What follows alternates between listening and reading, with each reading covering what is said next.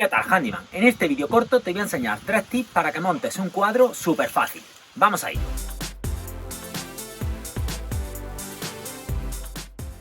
Si el cuadro que vas a colgar es muy grande, no atornilles los cáncamos al perfil superior del cuadro. Atorníllalos en los perfiles laterales porque soportan mejor el peso.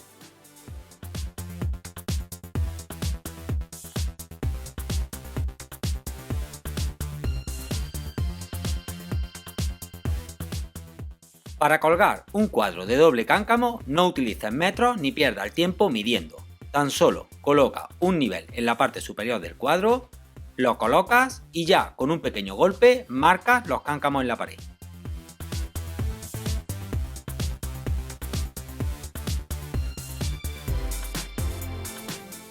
Y para hacer el agujero en la pared y no manchar absolutamente nada, coloca con un poco de cinta un folio doblado debajo de donde vas a hacer el orificio.